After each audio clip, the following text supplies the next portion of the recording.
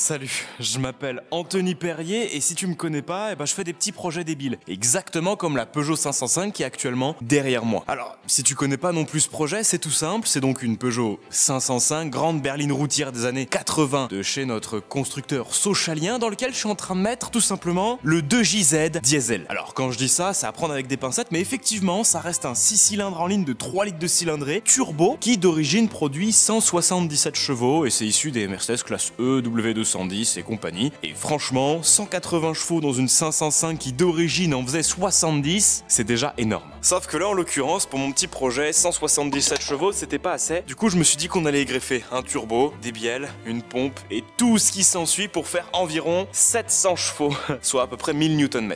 C'est donc une voiture que j'ai récupérée, qui a été sortie d'un champ et qui est restée endormie pendant 20 ans. Malgré ce que peuvent penser les puristes, je suis donc en train de faire un magnifique sauvetage d'une classique des années 80. Oui. Dans l'épisode précédent, ce que j'ai fait, c'est que j'ai rendu la voiture roulante sur ces nouveaux trains roulants. À l'avant, on a un train avant complet de Nissan S13 et à l'arrière, on a le train roulant Peugeot sur lequel je suis venu greffer des moyeux de Nissan S13. L'objectif, c'est d'avoir des pièces facilement interchangeables si jamais un jour il y a de la casse, donc du plug and play qui puisse fonctionner directement avec du freinage, des jantes, etc. qui me conviennent. Ce qui voulait dire que déjà, la Peugeot pouvait rouler, être poussée sur des roues qui n'étaient pas du tout ses roues d'origine et qui n'étaient pas du tout destinées à être montées sur une Peugeot. Déjà, c'était un sacré pas en avant, vu le tas de merde avec lequel on a commencé. Et autour de moi, tu peux constater 3 semaines de bordel, 3 semaines de travail, de développement, de création de pièces sur mesure pour aller un petit peu plus loin. Dans cet épisode-là, tu verras les roues tourner sur une transmission BMW derrière mon moteur Mercedes dans ma Peugeot. Je te mens pas que c'était 3 semaines de stress, de sanglots, d'énervement et de passion. C'est ça que je veux partager avec vous, c'est de la passion. Donc il a fallu commencer par un support de boîte de vitesse. Mais avant ça, vu que moi je suis un mec vachement dans le tuning, on va commencer par changer les roues et mettre les roues définitives.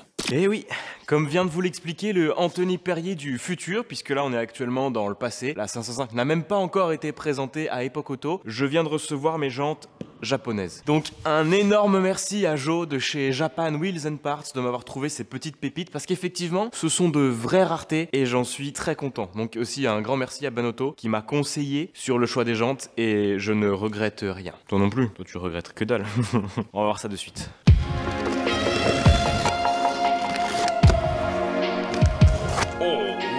Je sais pas si vous êtes prêts, mais moi je suis vraiment impatient. Je pense que ça va être extraordinaire sur la voiture. Oh waouh, putain. Oh là là, qu'est-ce que t'en penses, Loulou? C'est exceptionnel. Pouah.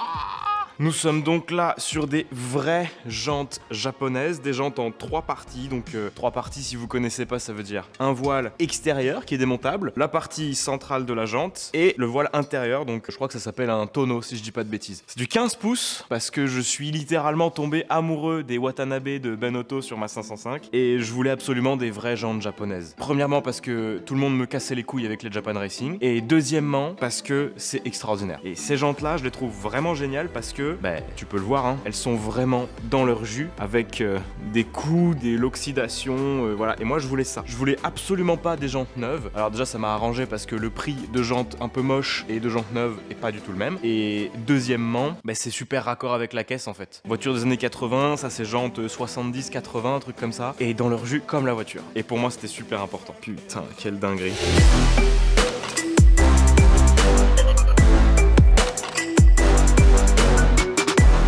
Salut mon ami, ça va? Très bien. Très bien. Je me suis dit que tu travaillais pas assez, alors je t'ai ramené un petit peu de boulot. Non, par contre, je souligne que déjà, d'habitude, le garage est propre, mais là, il est très propre, très bien rangé. Je souligne. Ouais. Les copains, on se retrouve, si vous suivez la chaîne depuis un petit moment, chez Auto HV avec Vartan ici.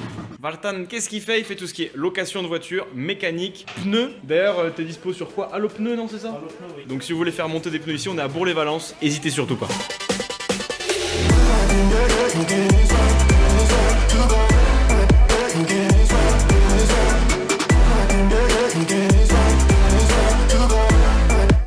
Non, sérieux, ça marche à mort. Ça marche à mort. Bah, du coup, encore un immense merci à Jo qui m'a trouvé ces jantes-là. Alors, elles sont venues directement du Japon. Moi, j'ai eu de la chance, elles étaient déjà dédouanées et présentes en Europe, donc ça a été hyper rapide pour les recevoir. Mais globalement, je suis fou amoureux de ces jantes-là. Le gros avantage de la config, et c'est pour ça que j'ai craqué, c'est qu'elles sont super moches. L'état est absolument horrible, et je pense que c'est pour ça qu'elles étaient en stock en Europe, c'est que bah personne n'a forcément voulu les prendre, parce que en fait, si tu veux les mettre sur une belle caisse, elles méritent vraiment une restauration complète. Regarde, l'alu il est tout piqué, les vis sont pas très belles, la peinture est pas terrible, et en fait, je trouve que ça correspond super bien à l'image de la 505. Tu vois, je veux pas forcément en faire un slipper, mais j'aimerais en faire une caisse qui vibre, tu vois, une caisse qui respire les années 80, comme si la caisse avait été abandonnée dans un hangar après la préparation dans les années 80, avec un moteur certes qui est pas des années 80, mais avec vraiment, tu vois, une concordance entre la voiture, les jantes, l'aileron, les trucs qu'on va mettre dessus, que ça fasse vraiment matching avec l'époque de la voiture. Donc en l'occurrence, le pari est vraiment réussi. J'ai rien de plus à dire, je suis trop content. Donc vous avez compris, vous imaginez bien que là, tout de suite maintenant, on va rentrer à l'atelier et on va tester. Mais bref, encore une fois, un énorme merci à Valtan de chez AutoHV qui doit être là. Il parle avec des clients, parce que malgré tout, ça reste un vrai garage, et je suis le seul connard qui vient le faire chier tous les jours pour faire des conneries comme ça, donc bref. Valtan, merci beaucoup. Transition Bob la sponge parce qu'Anthony a pas filmé de plan entre chez Vartan et l'atelier. C'est vraiment un enculé.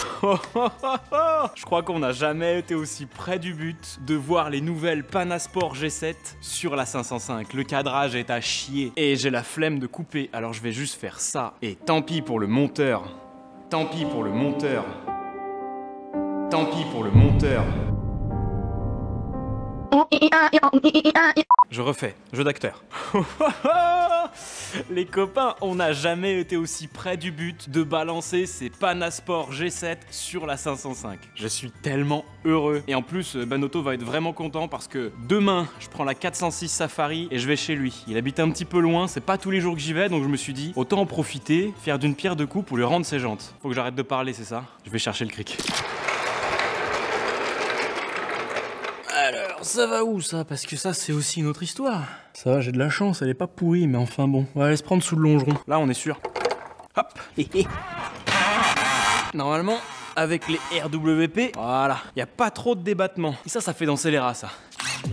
Voilà, on va surtout pas abîmer les jantes à benne en vidéo, parce que hors vidéo on s'en branle, y a pas de preuve. Hop là, la technique c'est d'aller super vite, comme ça t'es sûr de pas faire taper la jante contre l'étrier. De toute façon y a pas d'étrier, c'est un peu le moment de vérité. Là au final ça nous fait pas un setup de route très cher. Globalement, jantes et pneus, on est à peu près 1000 €. Tandis que les RS Watanabe, on est plus sur du 2-3 000. C'est pas pareil. Et je trouve que pour un petit budget, attention c'est vraiment à prendre avec des pincettes, je trouve qu'on se débrouille vraiment pas mal. Par contre, est-ce que il faut les goujons? Ça a l'air d'être les mêmes goujons que ça.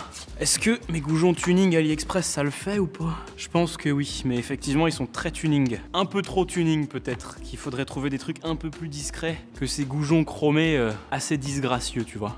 Yep là. Oh là là là là là là. Oh aïe aïe, ça va être vraiment stylé. Oh putain, mais j'ai mal calculé. Elles sont plus larges que les Watanabe ou quoi? Soit j'ai mal calculé, soit il y a un autre problème là. Mais il y a un truc bizarre quand même. Ah, elles sont plus larges. Après, c'est parce que la voiture est élevée peut-être, je sais pas. Normalement, c'est censé être du 7,5 de large en ET 20, je me rappelle plus. Oh ouais, c'est quand même stylé. Et si on la pose... Ah non, c'est parfait. Déjà, les RS Watanabe, je trouvais ça magnifique. Mais alors là, mon gars... Alors par contre, le problème à l'arrière, c'est qu'on n'est pas du tout sur des combinés de type compétition. On est complètement sur... Aïe. Les ressorts et les amortisseurs. D'origine, j'ai une tendinite, c'est chaud. Du coup, il y a un débattement de con. Il faut que je lève pendant 40 minutes. Là, c'est bon. Non, alors quand même, franchement, il faut le dire. Les RS Watanabe, je pense que c'est les plus belles jantes du monde. C'est un avis totalement subjectif, tu vois, comme n'importe quel avis. Mais je pense qu'on peut difficilement faire mieux que ça si on veut un look japonais sur une bagnole, tu vois ce que je veux dire? Même si là, j'avoue que le combo Panasport Advan, c'est quand même très japonais, hein.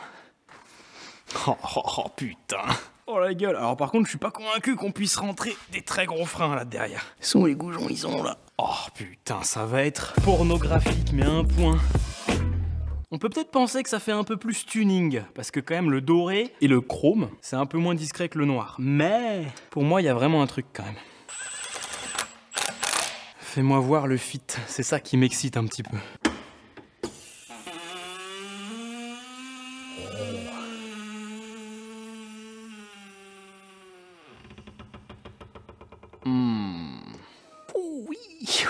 là là, oui, c'est putain de parfait. J'arrive pas à savoir si c'est plus large que les RS Watanabe ou pas. Ce serait bizarre que ce soit plus large. Faudrait que je calcule les specs quand même. Pas sûr que Joe m'ait donné les bonnes specs, ou pas sûr que j'ai fait mes calculs correctement. Mais c'est vraiment beau, putain. Ça change vraiment la gueule de la voiture. Ça fait beaucoup plus tuning, hein. En même temps, des Pana Sport dorés, oui, ça fait beaucoup plus tuning. Mais ça déboîte.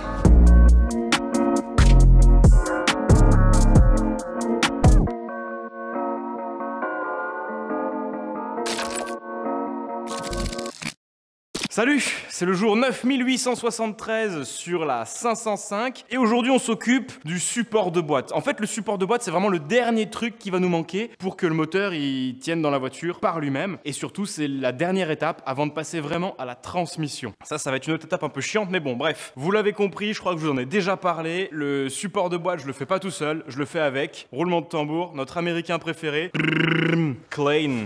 What's up? Yo, what's up? Et là qui va là? Et ouais, c'est la voix off, c'est pas l'inspecteur gadget. Une fois encore, comme trop souvent, je suis obligé de rattraper les conneries d'Anthony du passé. Et comme cette séquence se passe dans le passé du passé, Anthony du passé n'avait pas appris de ses erreurs du passé. Du coup, le micro de Clayton est mal placé et le son est pas ouf. Je suis agacé. T'as apporté du beau matos? Ouais, prends la caméra, tu vas voir, tu vas kiffer. Mec. Tout découpé laser. Là, on a du tube en DN32 avec des encoches découpées pour faire les pattes de fixation. Non, alors ça, mec, c'est extraordinaire ça. Voilà. Guette-moi ce fit là. On va se pointer ça comme ça pour commencer. On a les supports de. Oui, parce que. Alors, attends. Support de boîte comme la pièce Toi, là-haut. tu m'as fait imprimer ce truc là en 3D. Ce truc là, vous l'avez vu dans l'épisode précédent. Et en fait, concrètement, tout ce qu'il y a là, C'est ça. c'est la même chose. Mais en tôle. Mais ouais, pas en plastique. Parce que ça allait pas être suffisamment costaud, je pense. Mais globalement, voilà, je pense qu'on reconnaît un petit peu la forme ici. Après, des supports secondaires, des pattes secondaires, on va dire, qui vont se fixer comme ça sur la caisse. Et pareil, on va pouvoir boulonner sur le dessous du châssis. Et bien sûr, il faut renforcer parce que les longerons, ils font 2 mm d'épais. Donc voilà. là, la tôle de 4 avec des trous pour faire des soudures bouchons en plafond.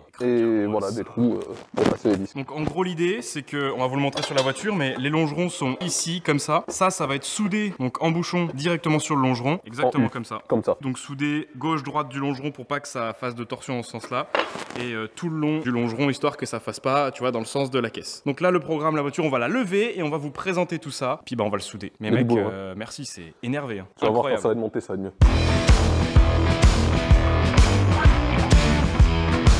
Attends, j'ai celui-là dans les mains. L'idée, c'est ça. Waouh, mec, c'est pas mal, hein. Ouais, c'est pas dégueu. Donc le but, c'est vraiment de rajouter de la solidité sur le longeron, tu vois. Donc premièrement, ça fait un renfort de caisse. Ouais. Et deuxièmement, au moins le support de boîte, il porte sur une grosse longueur plutôt que juste sur un petit insert, tu vois. Et moi, je préférais ce principe-là. Ouais, l'insert, tu l'aurais arraché direct. Ça tiendrait jamais. En fait, c'est pas tant le poids de la boîte qui gêne, c'est le couple qui va passer comme ça là. Tu sais, en plus, toi, tu connais bien, mais les voitures américaines, là, quand elles font des départs en drag, là, que tu vois l'avant de la caisse qui se vrille comme ça. Donc ça va aussi aider du coup à ce que la caisse ne se vrille pas. Et c'est plutôt pas mal. Le but, en fait, ça va être de faire des liens le plus possible entre le côté gauche et droit de la voiture, à l'avant, au milieu et à l'arrière. Donc là, on s'occupe du milieu globalement. Et après, ça va être joindre l'avant à l'arrière de la voiture, avec notamment l'arceau.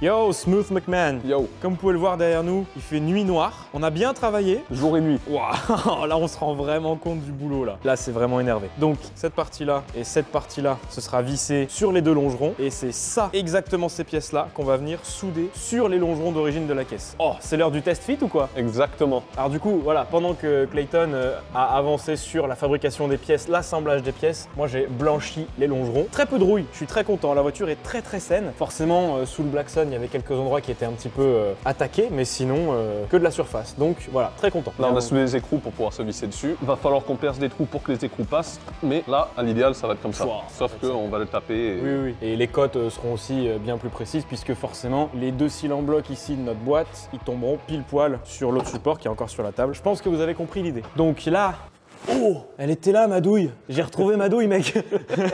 Me dis pas, elle est allée au salon. Eh ben, elle est allée au salon, ouais, effectivement. Sur la dépanneuse et tout. Donc là, la suite du programme, c'est venir pointer, fixer, même souder les deux renforts de longerons sur la caisse. Et ensuite, le gros du boulot. Ça, c'est incroyable, mec. Ah, franchement, c'est copie conforme de ce que tu as imprimé en 3D pour moi. Et voilà, ça va se monter ici. Bien sûr, il faut bouger le pied de biche. Ouais, ça, c'est le support de boîte provisoire longue durée. Hein, ça fait 1 mois et demi qu'il est là. Mais il a bien fait le taf. Donc là, ouais, dans l'idée, le projet avance. Et ça me rend très heureux. Donc la prochaine étape, on on présente les trucs au bon endroit, aux bonnes cotes. On va surtout mettre le moteur de niveau à peu près. Ah ouais, Pour pouvoir faire ton arbre pas qui vibre et qui casse direct. Ouais, t'as raison. Mais ça, c'est compliqué, ça. Hein. Ça, c'est vraiment compliqué. Ça, c'est de la magie noire. Ouais, un petit peu. Hein. En plus, ça monte tout doucement, mec. T'as vu, c'est désagréable. Hein. Ouais, franchement, c'est de la merde.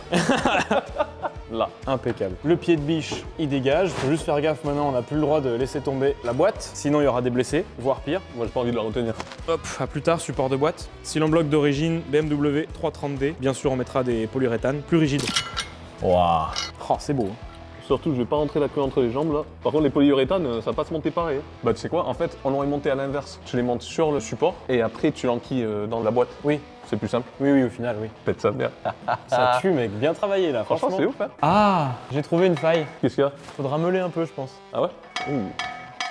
C'est contre la boîte, là. Ah ouais. Je peux meuler, hein, franchement. C'est pas ça qui va... Oh, non, t'inquiète. Wow, regardez-moi cette singerie, les gars. Génial. C'est pas mal, hein, franchement, c'est Bien bon. travaillé, là. Alors oui, effectivement, comme tu me disais, ce truc-là, tu l'as fait un peu plus long que ce qu'il y avait besoin. Au moins, on peut réajuster sur place s'il y a besoin. Ça rentre vraiment au poil de cul, t'as vu ça? C'est ouf. C'est très beau.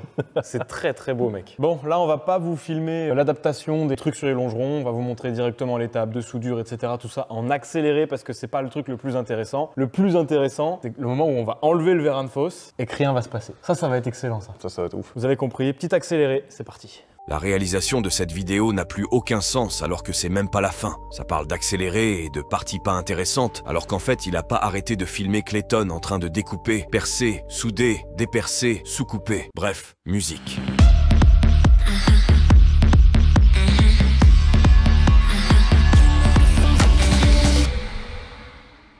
Eh bah mon cochon, moi j'ai envie de dire Clayton est venu, Clayton a vu, Clayton a vaincu. Non mais regarde-moi cette dinguerie, c'est juste extraordinaire. J'ai vraiment l'impression que c'est fait pour cette voiture. Et d'ailleurs ça tombe bien parce que c'est complètement fait pour cette voiture. Alors regarde pas, hein. J'ai vissé un arbre de transmission là qui traînait de Mercedes pour voir un petit peu à quoi ça ressemble. Et ça a l'air d'être juste parfait. Je suis super content. Les renforts soudés directement sur les longerons. Le support de boîte vissé du coup dans le longeron. C'est une dinguerie. Je pense que vous vous rendez pas compte de à quel point c'est une dinguerie ce support de boîte. Donc là il va juste lui manquer, je pense, un bon sablage, une bonne peinture. Pareil au niveau du longeron de la voiture, hein, pour pas que ça rouille, je peux pas y laisser comme ça à nu. Mais c'est waouh, le boulot est incroyable. Clayton, merci beaucoup. Et encore une fois, si ça vous intéresse, hein, n'hésitez surtout pas. Les liens de Clay seront en description. Il y a son Instagram. Allez checker un petit peu son boulot, ça vaut le coup.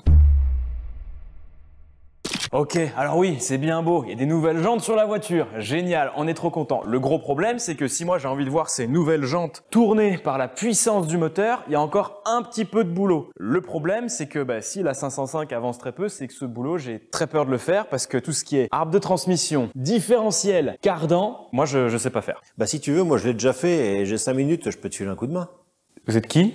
Et qu'est-ce que vous foutez chez moi?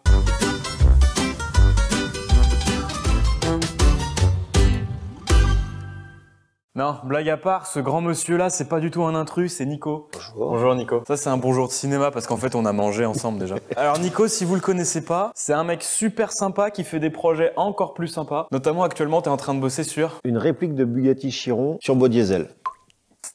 Qu'est-ce qu'il dit le monsieur? Qu'est-ce qu'il... Non, c'est la vérité. Je vous jure, c'est la vérité. Je vous mets les liens en description. Allez voir ce qu'il fait. C'est complètement débile. Ça va être quoi? Ça va être un châssis tubulaire en fait? Ouais, effectivement, châssis tubulaire, carrosserie en fibre de carbone comme la vraie, mais à partir d'une impression 3D. Je peux rien rajouter. Donc, je vous invite réellement vivement à aller voir ce qu'il fait. C'est complètement débile et il fait ça avec un moteur Cummins. Le même moteur que Dodge Ram américain, ouais. Et en gros, c'est un peu pareil. Ouais, alors dans l'idée, c'est un peu pareil avec un plus petit moteur et des chiffres qui seront 2 fois inférieurs. Mais on va pas commencer à comparer les tailles de nos engins aujourd'hui parce que sinon on n'a pas fini. Mais voilà, dans l'absolu, le chantier qu'on s'apprête à faire, déjà, il l'a déjà plus ou moins fait par le passé. Et puis de toute façon, quoi qu'il arrive, il aura beaucoup plus d'expérience que moi. Ça, c'est certain. Non, des conneries, j'en ai déjà faites. Hein. Je suis un peu plus vieux, enfin beaucoup plus vieux en fait. Et donc effectivement, faire des trucs à la con comme ça, j'aime bien. Et filer un coup de main en plus, c'est cool. On peut parler de projets que vous avez déjà vus de la part de Nico, puisque si vous suivez Lu de la boiserie... Le HY, ouais. Le HY, ouais. Alors, je pense que là, la 505, elle va prendre un grand coup dans la gueule. bagnole. Et moi, je pense que vendredi, je vais au rassaut avec la voiture, là, comme ça. Hein. Ouais, bon, on va remettre le capot quand même. On remettra le capot, là, ça fait un peu grillé quand même.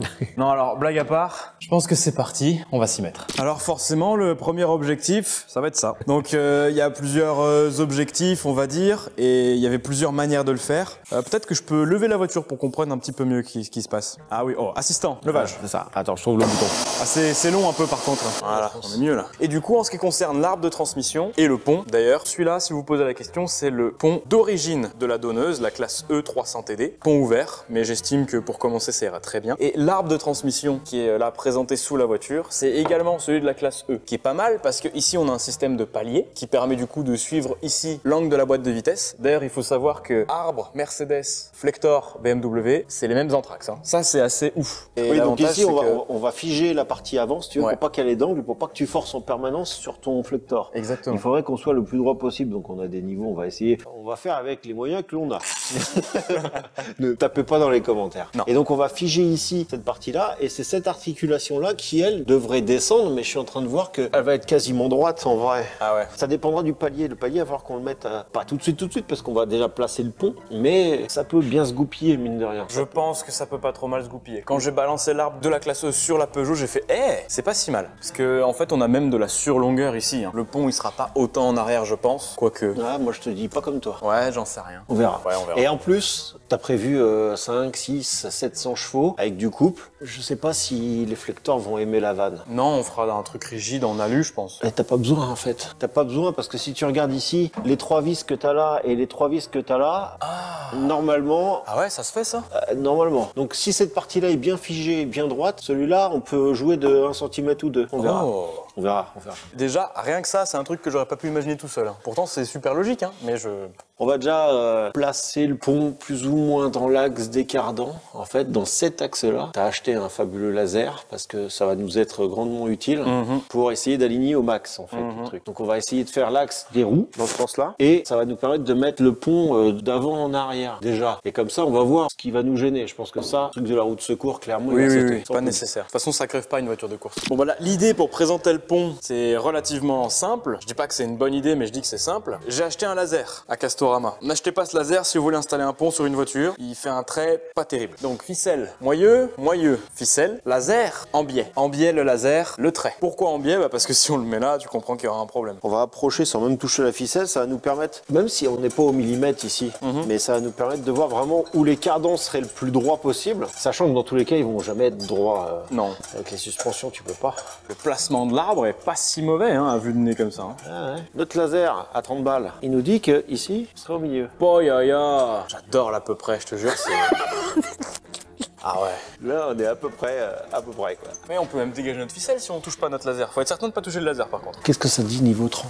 Ah ouais, c'est trop long quand même. Hein. C'est trop long, mais tu vois, en enlevant les deux flectors, on gagne bien 4 cm. Ça sera presque trop, je pense. On va en enlever qu'un déjà. Celui de devant, parce que lui, normalement, c'est pas censé bouger. Puis on peut le laisser là, celui-là. Le flector, il sert à quoi? Il sert juste à ce que ce soit plus doux quand tu conduis. C'est pour éviter les à-coups et mettre de l'angle si jamais il y a besoin de mettre de l'angle. Ah ouais? Si tu mets le pont pile poil en alignement avec la transmission, t'as besoin de pas de flector, quoi. Ouais, je comprends. Et rien que là, on a avancé ce que j'ai pas envie de faire depuis 3 mois. Mission numéro 1 du jour. Démonter le flector avec une méthode parfaitement conventionnelle et conctionnelle proposée par Nico de SARL Jouet.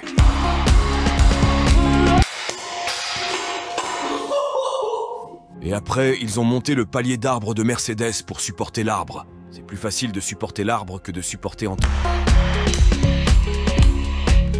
C'est grandiose cette saloperie. Hein. T'as besoin de mains supplémentaires? T'as l'air de galérer là. C'est bon. Écoute, on est pas mal. Non mais c'est superbe. Alors c'est un peu cher ça, on va éviter de le casser. Combien j'ai dit? 71 €. Bah en même temps, vaut mieux l'avoir neuf que... Oui, qu'il ait 400 ou 600 000 km. Et je crois que lui là, il est pas compliqué à... Ah d'accord, c'est pour ça que tu le fais. Juste présenter, voilà, c'est ça. J'ai regardé, t'es à 2,5 degrés. C'est bien? C'est bien? Oui. C'est du hasard. Oui, non mais c'est vrai que ça, je le racontais à Nico quand il est arrivé, mais en fait, le placement du moteur, l'angle du moteur, c'est du hasard complet. Enfin, du hasard. Oui et non. Parce que le train avant, en soi, on a quand même mesuré pour que le pivot soit à peu près au bon endroit, etc. Mais c'est de l'œil. Bon, ça doit être par là. Ouais, c'est au millimètre, quoi. Oui. Eh ben, dis donc, c'est parfait. Ouais, ça peut être quand même pas mal. Si on enlève les flecteurs, de faire des petits... Tu prends le diamètre extérieur de même ça, je le diamètre. récupère cette merde, non? Ouais, puis tu coupes une rondelle. Faut pas toucher, pas toucher. Je te mens pas que j'ai pas du tout envie de démonter le train là maintenant. Ça te donne pas envie, mais... Non, mais de toute manière, je m'en doutais un petit peu quand j'ai vu tout à l'heure, mais on est couillé. Hein. T'es obligé de faire plus de place là-haut, hein, parce que ton arbre, il passe trop juste. L'arbre d'origine, lui, il bouge pas, il est dans un tube, il est plus petit en diamètre. Ouais. Alors que ici, nous, on va avoir une transmission qui passe, et ici, t'as pas de place, donc ça, t'es obligé de le défoncer, là. Oh, chiotte. Non, mais les flecteurs, faut pas les garder, je pense. Parce que ici, le pont, limite, si la transmission, elle pique un peu vers l'arrière, tordu comme ça, on s'en fout, le pont, on l'oriente pour que le pont soit en ligne avec la transmission. Ici, on va avoir notre point fixe qui va être posé là, et du point fixe à la boîte de vitesse, il faut que ce soit tout droit. Exact. Pour faire le point fixe, on est quand même obligé de défoncer là-haut, parce qu'on peut pas passer ça, vu que maintenant c'est monté. Et il y a une grosse décision à prendre, savoir si on coupe les biroutes, ça là, ou pas. Ou si on fait juste une petite entretoise. Et qu'on coupe la transmission à la place. Ah oui, parce que d'origine, c'est un flector. C'est le seul truc qui fait que tu restes aligné. Sinon, le caoutchouc, il pourrait bouger. Sauf que nous, on va le monter rigide. Donc, il n'y a plus de caoutchouc. Donc, il peut plus bouger. Et si. Ouais, c'est ça, faut tout péter. Non, mais tu vois, parce que si tu centres pas tes arbres, ils vont se décaler comme ça. Donc là, avec l'arbre mâle-femelle qui est ici, ça l'empêche de bouger dans ce sens-là, de haut en bas, de droite à gauche. Par contre, ça reste libre comme ça pour que le flector, il puisse travailler. C'est ça. Nous, on s'en bat les couilles de ce truc-là, donc on peut couper ça. D'accord, on fait ça. Si ça branche.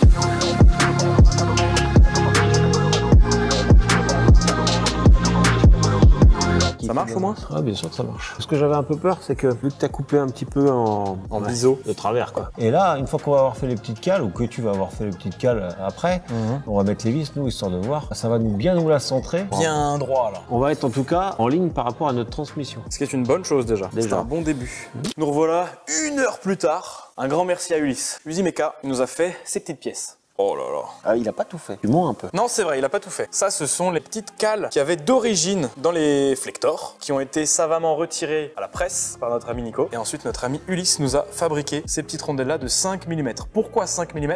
Parce que ici, on a une gorge de 2,5. 2,5 plus 2,5. 5. Mais du coup, là, maintenant, on a la vraie matière à présenter. Et ça, c'est super chouette. Ça veut dire que maintenant, on a des vrais centreurs, des vraies petites piges. Et là, ça dépasse pile poil de l'équivalent de ce qu'il y avait sur le flector d'origine, en fait.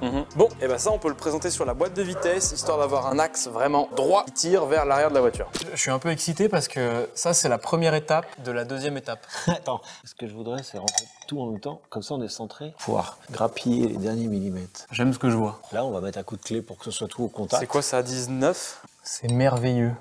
Tu sais quoi, au moins tu tomberas pas en panne de flector. C'est la boîte qui fera fusible. Alors ouais, par contre, on va être effectivement obligé de gratouiller là-haut. Ah oui, c'était sûr. Et ça avance, hein. On a mis une demi-journée à faire ça, mais c'est beau quand même. Ah, mais en fait, on se rend pas compte en vidéo, mais rien que pour faire le montage sans flector, ça nous a demandé des heures parce qu'il a fallu modifier les portées pour que ça puisse y aller parce que ça coinçait. Il a fallu qu'on fasse des petites cales. Alors on aurait pu le faire à la disqueuse et tout, mais autour c'était quand même vachement plus rapide tout. Et surtout vachement plus clean. On était sûr, là ça se monte en plug and play. Oui, parce qu'on savait qu'on avait 5 mm à faire, mais du coup Ulysse nous a fait des petites cales de 4,9 pour être sûr que ça fit correctement. Parce qu'il fallait pas que ce soit trop long. Si c'est trop long et puis par exemple il y a de la saleté ou de la rouille, on est un peu de travers. Exactement. Alors que là, même si ça manque un petit peu, on s'en fout parce que dans le cisaillement, ce qui est on était important, bien. c'est réellement le diamètre plus que l'épaisseur au final. L'épaisseur peut ne pas être parfaite, mais le diamètre, lui, doit être vraiment nickel. Bon, première étape, ok. Deuxième étape, la suite. Et la suite, ça va être beaucoup plus enquiquinant. Parce que déjà, premièrement, ce demi-arbre, maintenant, dans l'état qu'il est actuellement, vu qu'on a remis le petit palier, bah on peut plus le faire passer là. Parce que ici, pas prévu pour. Et dans tous les cas, il faut qu'on fasse de la place. T'as juste envie de faire de la disqueuse. Non, de la scie sabre. Faut juste vérifier ce qu'il y a au-dessus. Alors là, il n'y a rien. Est-ce que ça suffirait pour qu'on le passe? Mais dans tous les cas, la transmission va nous faire chier. Dans tous les cas, oui, on y va. Là, on n'a pas le choix.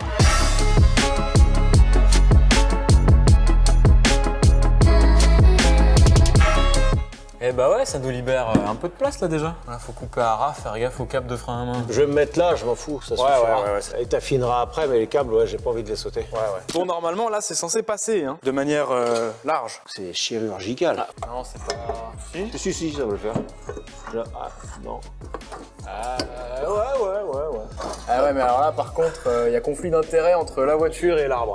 La voiture veut être là et l'arbre aussi. C'est logique, gamin. C'est ce qu'on avait vu, que ça allait nous faire chier. Exact. C'est quand même pas si mal. Putain, mais Clayton, je sais que tu regardes la vidéo. Ce qu'on a fait là, c'est pas si mal, hein, parce que regarde, l'arbre, il est quand même putain de bien au milieu, hein. Le truc fait à l'œil, là, c'est pas mal du tout. À 5000 près, c'est au milieu, hein. Comment ça, 5000? Non, il y a pas 5000. Peut-être 5000, mais pas plus. Bon, on s'en fout, il faut que ça aille jusqu'au pont arrière et Oui. à partir de là, c'est suffisant. On va desserrer ça parce qu'on va se servir de cet emplacement-là. Ce côté-là, on va faire une patte parce que ton pont devant, il a Alors il est où? Il est là. un trou là. Une patte ici On et y 2 va. fixations derrière. Ouais, mais Tac, derrière, il va falloir recréer Une cage quoi. en partant de là avec du tube. Ah ouais, on se prend là-dessus, non? Non, moi, je pense qu'on va peut-être repartir de là et faire une belle patte, un truc bien solide. Ouais, où il est. Bon. Dans l'idée, on voit que c'est réalisable, on voit qu'on peut travailler, on voit qu'on peut avancer et surtout, on comprend l'ordre dans lequel les choses doivent se passer, à peu près. Et en vrai, on avance à tatillon, à tâtons, mais on avance. Et donc là, la prochaine étape, c'est de fixer le palier. Mais bien sûr, il y a des formes qui nous gênent un peu. C'est vrai que c'est pas forcément le plus évident. Il y a encore un petit peu de découpage à faire, je pense. Parce que ce qui est super intéressant avec ça, et c'est un peu comme ce que tu racontes dans tes vidéos avec le Camine, c'est que le plus tu gardes de pièces d'origine, le plus c'est facile. Oui, parce que tu veux changer le palier parce qu'il vient à péter, tu sais que tu vas prendre un palier de Mercedes. Voilà, parce que on pourrait se dire, bah non, on coupe les papates, on rallonge les papates. C'est plus simple. C'est vachement plus simple. C'est plus simple, mais pour l'avenir, c'est pas plus simple, c'est plus Non. compliqué. Parce qu'il va falloir que tu refasses ça si jamais ça casse et ça va te reprendre une journée alors que ça pourrait te prendre une demi-journée ou 2 heures. Quoi. En fait, c'est top ce truc avec le palier parce que c'est comme si notre sortie de boîte était là en fait. Tout à fait, c'est l'idée. Et donc là, on va essayer de fixer ça un peu à la zob comme on peut. On va virer l'arbre, j'ai une idée pour faire de la place, sans couper dans un premier temps. Et après, ce qui serait bien, c'est peut-être de renforcer avec une tôle à l'extérieur et une tôle à l'intérieur et de prendre en sandwich la ferraille d'origine. Oui, oui. Soudure TIG si de préférence, c'est l'idée de base, mais ça va évoluer au fur et à mesure de comment ça va se goupiller, on verra bien. Et tu sais que ça a pas l'air si pire, hein? Ah non, c'est pour ça que je te dis, on n'est pas si mal que ça. Oh la vache! C'est n'importe quoi. Tu peux lâcher, le pont il est à la place. Viens voir la ficelle où elle est par rapport au cardan. s'il te plaît. Non! C'est-à-dire que c'est totalement réalisable. Encore mieux, on coupe pas la transmission. Si t'arrives quoi que ce soit avec la transmission, ça t'évite de Je faire une rachète transmission un sur arbre de mesure. 300 TD et c'est fini. Ouais. Bah si, il y a les petites modifs débiles là qu'on avait faites, tout ça, mais... Ouais, au bout, comparé à couper, équilibrer. Je sais pas si vous vous rendez compte de l'avancée terrible là qui est en train de se passer, c'est que y a rien à faire. Alors, c'est à prendre avec des pincettes cette phrase, mais y a rien à faire. Ça veut dire que sur la caisse, vous pouvez acheter une 505, un OM 606, vous achetez un train à vent d'Estrèze, un arbre de 300 TD W210, un pont, il faut un petit peu de bricolage à gauche à droite, mais globalement, vous pouvez garder énormément de pièces d'origine et ça c'est extraordinaire quand même. La magie de la mécanique. En fait, des fois la mécanique ça se calcule pas, ça s'improvise. Mon palier, il est bien ici alors, ça veut dire. Il est à sa place quoi. Définitif, ce qui veut dire que À ça. quelques mille près quoi, mais... En vrai, il n'y a pas grand chose à faire. Mais moi je suis quand même surpris de ce que tu me dis, qu'on peut vraiment se reprendre sur le plancher d'origine en sandwich. Moi je pensais vraiment que pour le support palier, il fallait genre refaire des conneries comme ça, énervé quoi. Ça, logiquement, si ta transmission est bien équilibrée et tout, t'as pas tant d'efforts. Non, c'est vrai. Ouais. J'imagine qu'elle est bien équilibrée vu qu'elle est d'origine. Bah ouais, et le pont va être tenu comme ici, donc tout va être dans l'axe. Et donc on va prendre en sandwich. Et puis attention, la tôle elle est très épaisse, on l'a vu quand on a coupé tout à l'heure. oui, c'est- T'as 2 mm. 2 mm avec 2 mm en haut, 2 mm en bas, écrasé, ça va te faire un beau sandwich qui va tenir suffisamment. Je suis ébahi les amis. Et c'est parti pour la suite.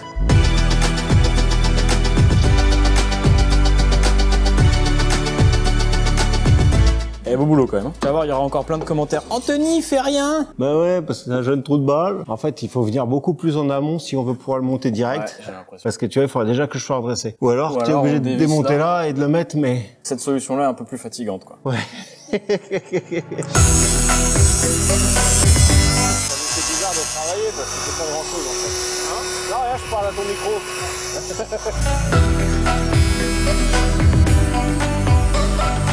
Alors, quelques coups de disqueuse plus tard, ça fait que ici notre petit palier est présenté à peu près en place. C'est pas du grand art pour l'instant, mais ça suffit pour venir mettre l'arbre de transmission, le présenter et donc venir le présenter à son très cher collègue, le pont.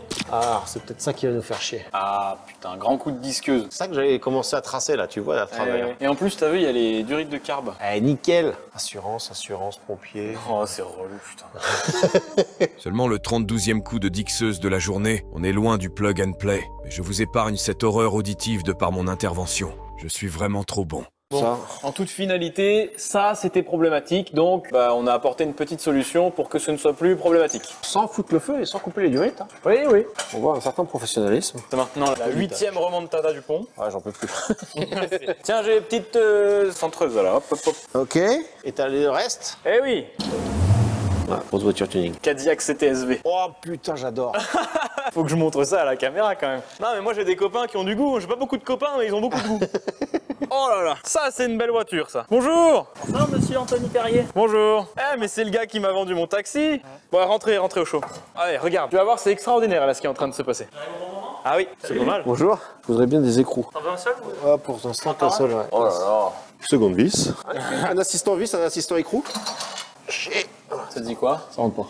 Ça rentre pas? Après l'arrivée de Loris, le revendeur de E63 S-Taxi, ils ont un peu galéré à fixer le pont à l'arbre de transmission. Après quelques minutes d'effort que je vous épargne, ils y sont arrivés. Et pas grâce à Anthony. Bah ma foi, il y a un diff, alors il va pas rester dans ce sens-là normalement, mais il y a un diff. Ah mec, tu vois, l'avantage c'est que maintenant on a une articulation et maintenant on va mettre le différentiel pour qu'il soit le mieux possible, comme on veut. Et là, on a une latence en hauteur. Oh putain, mais qu'est-ce que c'est beau! Et mec, normalement, si je vais au bout de la boîte de vitesse, Ah oui, j'ai compris, vas-y. Oh.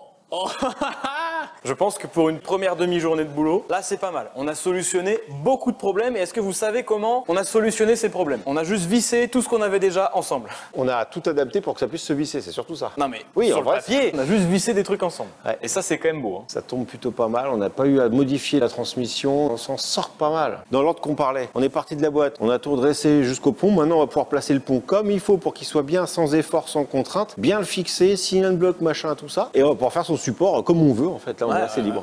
Parce que là, je vous le montre une dernière fois, le petit trait rouge du laser, c'est l'axe des moyeux. Sans aucune modification, regarde-moi où ça tombe. En vrai, c'est limite. C'est fait pour. Bon, attention, la transmission, oublie pas, il y a un petit coulisson, on s'est servi de ce coulisson, on n'a pas Certes, il y a un bien fait coulisseau, quoi. on a plus les flecteurs, donc on a gagné 6 cm de longueur. On l'a réduit comme ça, ouais. Tu restes sur de la pièce Mercedes d'origine, C'est délirant. facile quoi. Et c'est grâce à la magie du montage qu'on se retrouve le lendemain sans que vous ayez eu besoin de dormir pour voir la suite de la vidéo. Ça, c'est vraiment formidable. Ah, Franchement. génial. On se retrouve du coup sur la conception du support de pont avec notre ami Nico qui est toujours là et qui a bien dormi. Allez, je suis plus en forme. J'ai dormi avec le toutou. Bah forcément, dès qu'il trouve de la chaleur et de l'amour, lui... Ok, donc on a retrouvé des vis. Est-ce que ce sont celles d'origine? Oh, je suis pas sûr. Mais ça nous donne déjà une petite base de travail. Le pont a aligné son petit bout de transmission, la boîte a aligné son petit bout de transmission, donc au final, tout est aligné. Maintenant, ce qui va nous intéresser, c'est de faire un support ici. Alors moi, je pensais partir de là sur ça, mais ce qui me déplaisait pas mal, c'est que c'est vachement en arrière, puis Anthony, il avait pas envie. Bah, c'est quand même le support de roue de secours. Ouais, mais peut-être la tôle de 2 mm, hein. Ouais, certes. C'est un peu costaud quand même. Mais alors, on va essayer de faire un truc en mécano soudé vachement plus travaillé Ouais, travaillé. et instagrammable. Ah ouais, Instagrammable. Ah, il faut gagner de l'argent avec ça. On va faire des petites colonnettes, je pense, ici. Mettre un petit bout de tube 30 comme ça, là. Et partir de ce tube 30 pour remonter directement. Et on va fixer ça ici avec une tôle de 5 mm soudée sur la coque. Et nous, on va se visser en sandwich sur cette tôle de 5 mm. Donc là, pour le coup, ça bougera pas du tout. Non, ok, ça bougera pas. On va se remettre sur les vis du support d'origine. Donc on va faire une platine. plaque. Et puis ici, on vient descendre. Et puis on vient se visser là. Et finito. Ouais, ça marche. Donc en gros, ça va sûrement finir, on va retourner encore chez Ulysse, Usimeka, nous refaire des petites douilles, je pense, pour venir caler justement le petit tube en 30 par 30, quoi. En fait, je sais pas si ça se voit bien à l'image, mais le cul du diff, il est un peu bombé. Attention, je vais éternuer. Je suis allergique au con et depuis que je suis ici, qu'est-ce que j'éternue? La goulotte.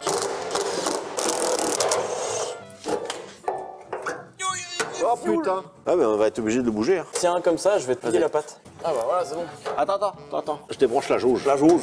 Ah, il y a un peu de gazolio encore dedans. Eh, ça va aller dans le Defender, ça. Est-ce qu'on a plus de place pour travailler? Là, on est bien. On va faire sauter cette partie-là jusqu'ici, on s'en fout. Histoire d'avoir un peu de place et de mettre notre support à cheval sur ça et sur ça, là. Excellent. Bon, bah là, je vais découpoyer tout ça, là, faire un peu propre là-haut, et puis voilà.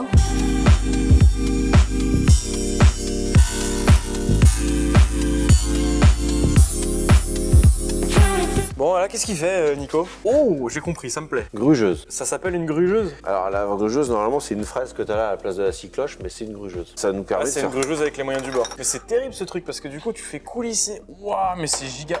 Oh, je veux ça. Pas cher, ça, pas cher. Non, bah non, j'imagine. Alors moi après je l'ai transformé et j'espère que je vais faire une vidéo parce que vu que j'ai beaucoup de tubes à faire sur ma fabrication, j'avais typiquement ça, Ouais. coupé ici, ça a bloqué là, ça a couché ici, Ah hop, ouais. et comme ça je me suis fait une machine à faire ça. Comme ça t'as pas la perceuse parce que quand tu coupes du gros, ça peut t'emmener le poignet. Oui. Pour moi, ce que j'ai à faire, un truc comme ça me dépannerait à mort déjà. Ça te permet de faire ça. Bah ouais, putain, c'est top. Et ça nous servira à quoi? Ah bah ça c'est, du coup vous avez pas encore vu ça, mais ça c'est les petites douilles qui ont été usinées par Ulysse ce matin même. Usimeka. C'est trop long encore, c'est pas coupé. Oui. Et Ah ouais, j'ai capté, c'est génial. Ah mais du coup ça fait un truc vraiment propre. Parce qu'en fait moi j'ai des cycloches de 40 mm.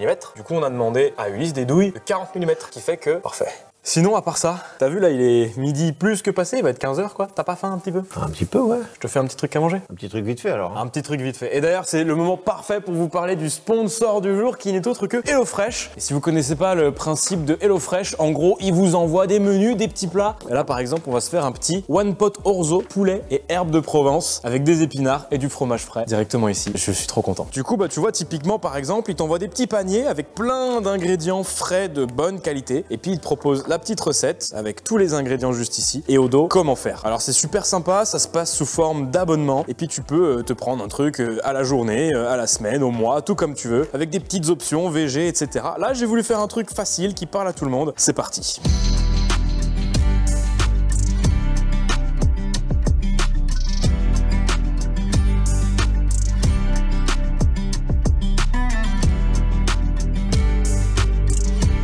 Bon, bah je crois que c'est pas trop mal. Il va falloir juste rajouter les petites amandes effilochées dans les petites assiettes. Ce sera terminé. En tout cas, si ça vous intéresse, n'hésitez surtout pas. Avec HelloFresh, vous pouvez renouer avec des sensations oubliées parce que moi, ça fait longtemps que je faisais plus la cuisine comme ça. Et n'oubliez pas, avec le code Anthony Cadeau, bénéficiez d'un tarif très avantageux et puis surtout, bah, d'un réel cadeau. Vous choisissez soit le dessert, soit l'entrée, soit tout ce que vous voulez, gratuit à vie avec votre abonnement HelloFresh. Allez, retour au boulot. Bon, alors en ce qui concerne l'avancée du pont, c'est en cours. Il faut que je coupe des tubes qui sont là-bas. Maintenant, Nico m'a proposé un truc intéressant, à couper les cardans. D'ailleurs, avant toute chose, un énorme merci à la personne qui a pu me prodiguer les cardans de Nissan S13. On va en avoir besoin parce que je le rappelle, à l'arrière, on a des moyeux de Nissan S13 montés sur des magnifiques cales qui avaient été usinés d'ailleurs par le cher ami Ulysse, donc très très cool. Et un énorme merci à Chatrex qui m'a trouvé des cardans d'origine de Mercedes classe E. Exactement les cardans que j'avais sur ma Mercedes. Le problème, c'est qu'ils étaient tellement grippés que j'arrivais pas du tout à les sortir. Le ferrailleur est passé, il fallait que ça parte très vite, donc bah, j'ai perdu mes cardans. Autre petite chose, Ulysse toujours nous a fait des adaptateurs. Oui, alors attends, on va faire voir ça, c'est dans le petit carton juste là. On est allé les récupérer ce matin, c'est ça. Alors vous allez voir, il y a un côté plus gros que l'autre. Pourquoi il y a un côté plus gros que l'autre, Nico? Et bah parce qu'il y a un cardan plus petit que l'autre. Exactement. Faut voir que le diamètre du Mercedes est de 25 mm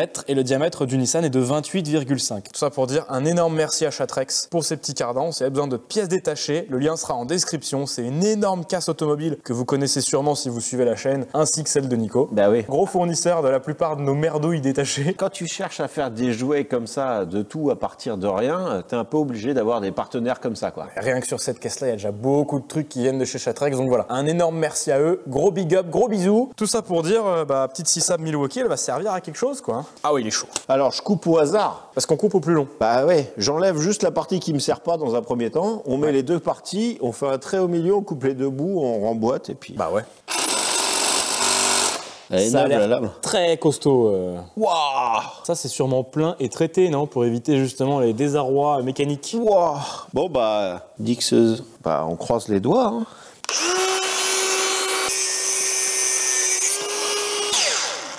Très bien. Costaud. Enfin bon les copains, vous l'avez compris, là c'est découpe des cardans, je vais pas vous filmer les 4. Puis après bah c'est assemblage hein, pour avoir la bonne longueur. Ok, cardan coupé. Mercedes, Nissan, bague. Oh putain. Attends, est-ce que de l'autre côté c'est pareil? Oh putain. Oh mec, c'est d'une beauté, je suis désolé, mais là c'est exceptionnel. Et en plus c'est ajusté à la mort hein. Alors ce côté-là plus que celui-là qui a un peu de jeu. Ouais, ah ouais.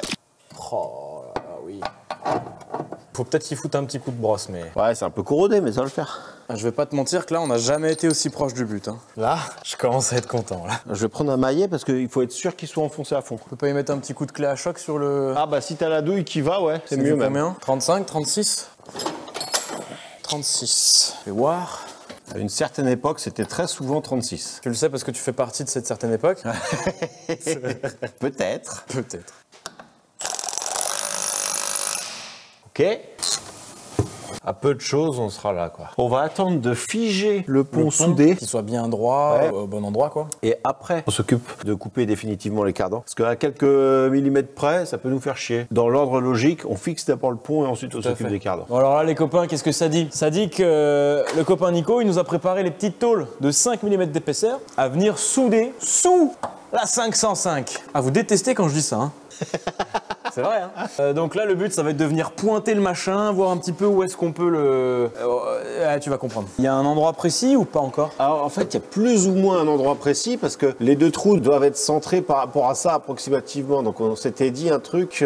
Ouais, ça reste dû à la louche quand même. Il va falloir que tu soudes là-bas pendant que je tiens ici et... Ouais. C'est bon? Ouais. Je pointe? Ouais. Magnifico! Devant, de l'autre côté maintenant, en diagonale. Là? Ouais. Tu fais des petits points un peu partout pour que ça tienne.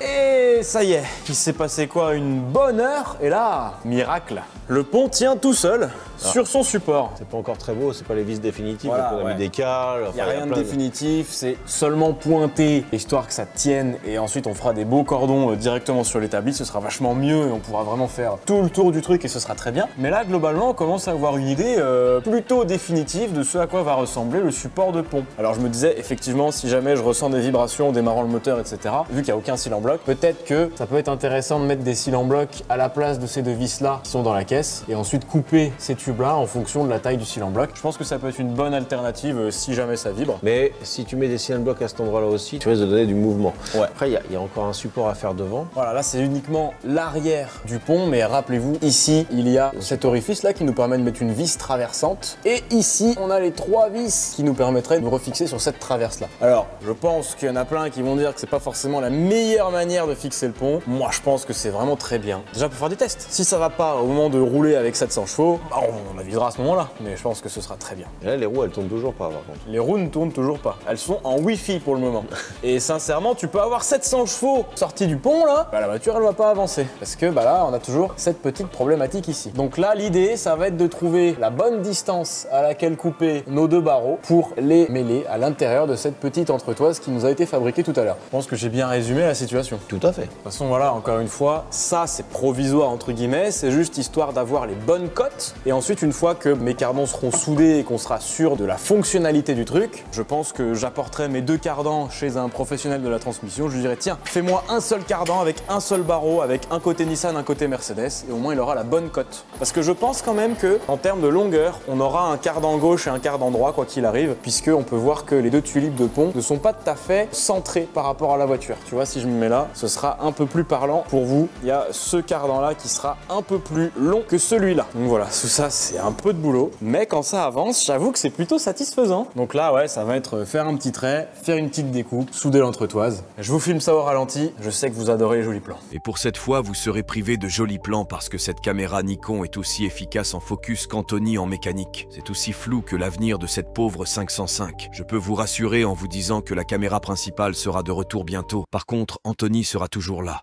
Eh ben, j'ai tout coupé. C'était super casse-burne. T'aurais pu me prévenir que c'était aussi casse-burne que ça. Quand je l'ai fait tout à l'heure, c'était chiant aussi. Hein. Et là, c'est le moment magique du prototypage officiel. Oh putain, ça m'excite à mort. Aïe aïe aïe. Demi-molle. Et là, du coup, on est vraiment pas loin de la vérité. Hein. Alors attends, on est en détente complète. Hein. Oui, là, on est en détente à mort. Parce que la voiture, une fois qu'elle aura ses nouveaux amortisseurs, ce sera jamais comme ça. D'ailleurs, il faut qu'on le soude comme ça. Et quand on remonte comme ça, on est comprimé. Ouais. Alors bien sûr, comme je l'ai dit, on ne va pas aller rouler sur le Nürburgring comme ça. Hein. Mais dans l'idée, on pourrait presque.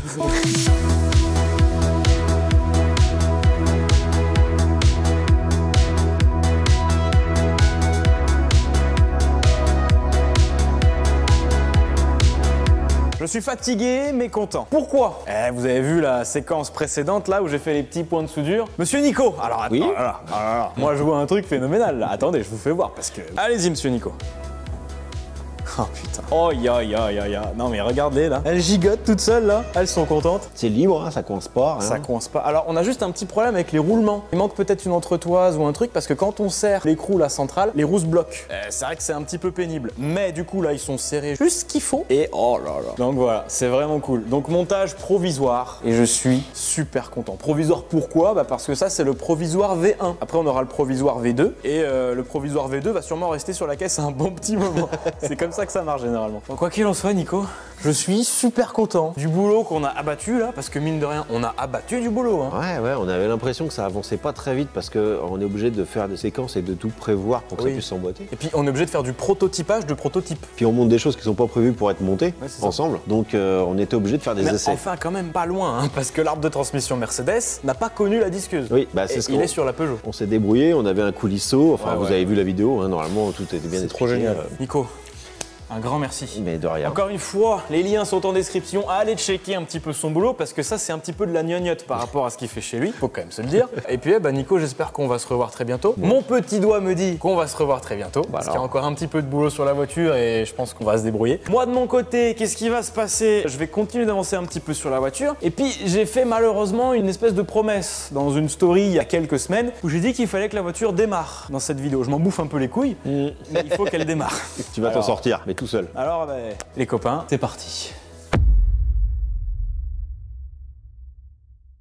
Bon, eh ben, un énorme merci à Nico d'avoir fait le déplacement depuis la région parisienne pour nous donner un petit coup de main sur la 505. Moi, ça me fait très plaisir, vous l'entendez avec mon nez. Entre-temps, j'ai attrapé un rhume, mais c'est pas grave, faisons un petit débrief. Bon, sur cette foutue Peugeot 505, qu'est-ce qu'on a fait? On a donc adapté la transmission avec le moteur sur la voiture, et ça c'est vraiment cool. Donc là en gros ça fait moteur, boîte, support de boîte, arbre de transmission, pont, support de pont. Alors bien sûr, hormis support moteur et support de boîte, tout ce qu'on a fait derrière au niveau de la transmission, c'est provisoire. Effectivement, c'est pas du tout le montage définitif, hein. Vous avez vu les quelques petites soudures, les quelques petits tubes de 30 par 30 soudés sur la caisse et sur le plancher notamment du coffre, c'est provisoire. Dans les prochains épisodes, j'ose espérer qu'on aura le temps de faire arceau et tout le bordel là, les tubes, les machins, les renforts pour tout bien tenir et que la voiture elle soit vraiment très costaude et surtout en un seul bloc parce que la 505, je crois qu'on l'a déjà dit quand on a fait la transmission, mais d'origine, c'est du chewing-gum. Et le seul truc qui tient le pont et le moteur ensemble,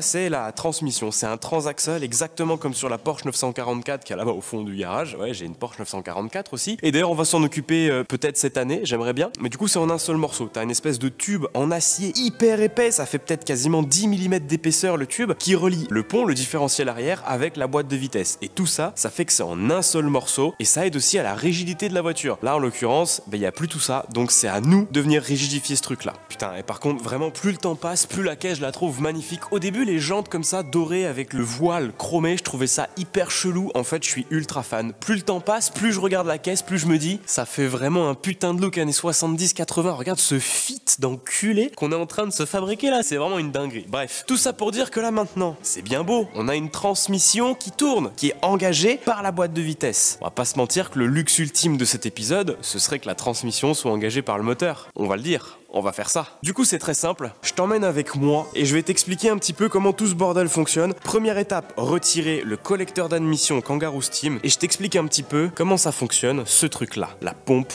à injection. Ça, c'est la pompe à injection. Ici, sur ces modèles récents, entre guillemets, d'OM 606, on peut retrouver une pompe à injection électromécanique de type EDC. Alors, je suis vraiment pas du tout un expert en injection, donc t'attends pas à un cours de fou ou à des illustrations bibliques en bas de cette vidéo parce que tu n'en auras pas. Tout ce que je peux te dire, c'est en gros une pompe à injection mécanique qui est contrôlée de manière électronique, c'est-à-dire elle est pilotée avec des solénoïdes, des électrovannes, un calculateur. Et nous, on n'en veut pas de la pompe EDC. Pourquoi? Parce que déjà, avec une pompe d'origine, on est limité à pas suffisamment de chevaux par rapport à ce qu'on veut faire. Nous, on veut faire beaucoup de chevaux, beaucoup de couples. Donc le mieux, c'est de refaire la pompe pour virer les éléments qui sont à l'intérieur, les petits pistons, et les remplacer par des pistons qui permettront de balancer beaucoup plus de gasoil d'un coup. Parce que sur un diesel, c'est simple. Tu veux plus de puissance, tu rajoutes du gasoil. Mais si tu rajoutes du gasoil, t'es trop riche. Alors du coup, qu'est-ce que tu fais? Tu rajoutes de l'air. Mais le problème, c'est qu'au bout d'un moment, t'arrives à avoir trop d'air. Alors du coup, qu'est-ce que tu fais? Tu rajoutes du gasoil. Et ainsi de suite. Mais voilà, comme tu l'as compris, la pompe EDC pilotée par calculateur, on n'en veut pas. Après attention, c'est pas que c'est une mauvaise pompe, il y a des mecs qui font des prépas avec des pompes EDC et ça fonctionne très très bien. Je sais pas quelle est exactement la limite de puissance qu'on peut franchir avec une pompe EDC, mais dans tous les cas, moi ça m'intéresse juste pas de garder une pompe électronique, je veux une pompe 100% mécanique. Pourquoi faire? Déjà pour être plutôt matching période avec la 505 qui elle d'origine avec le moteur Peugeot avait une pompe 100% mécanique et surtout pour la simplicité du montage. avantage. Parce que oui, sur ce genre de moteur là, on peut sortir des très grosses puissances comme celles qu'on désire sans aucun électronique. C'est-à-dire que pour démarrer la voiture, une fois qu'on aura remplacé la pompe, on aura juste besoin d'un petit peu de gasoil qui rentre dans la pompe mécanique, mais ça elle le gère toute seule grâce à la lift pump. C'est une espèce de petite pompe à succion là qui fait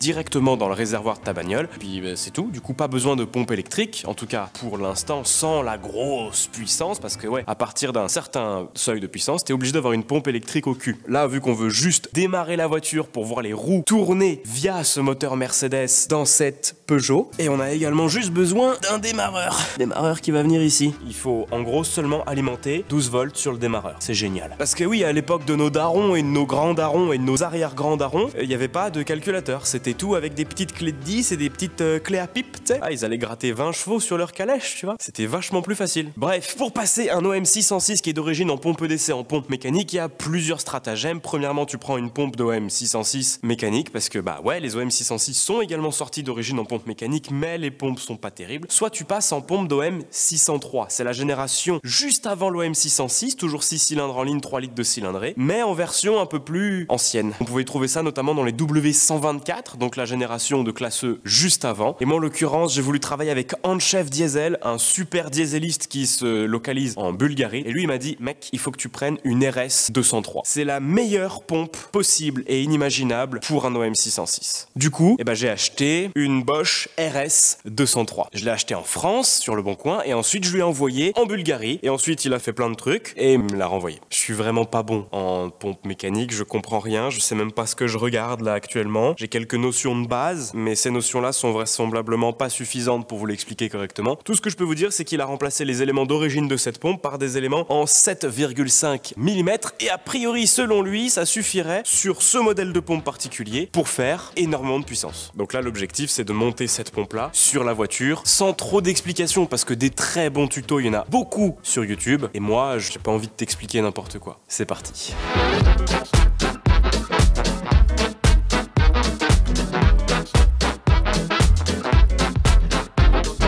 Petit problème au démontage. Bon, pour l'instant ça va, il n'y a qu'un seul problème. J'ai démonté tout ce qui était là, tendeur de courroie, accessoires, pompe à vide. Du coup, on accède ici à la poulie de la pompe à injection. Faire très attention, c'est un pas inversé. J'ai regardé un super tuto de DP UK qui nous explique que ça, c'est un pas inversé. J'imagine qu'il y en a beaucoup qui ont essayé de desserrer ça dans le bon sens, mais en fait, bah là, c'est le mauvais sens vu que c'est un pas inversé et tu casses la vis parce que c'est une vis fragilisée exprès avec un point faible au milieu pour éviter de casser ta pompe. En gros, ici, tout s'est bien passé. Il faut desserrer les brides ici sur le sommet des injecteurs pour enlever les durites de gasoil qui vont jusqu'à la pompe. Rien n'est grippé, j'ai de la chance, sauf le tout dernier. Tu peux voir que ça, c'est pas la forme normale de la durite de gasoil qui va jusqu'à la pompe, hein. Je l'ai redressé ici parce qu'en fait, la bride est complètement grippée sur l'injecteur, ce qui fait qu'en fait, quand je tourne l'écrou de la bride, bah, il y a tout l'injecteur qui vient avec. Donc après, j'essaierai de redresser la durite correctement. Mais pour l'instant, ça se passe pas trop mal.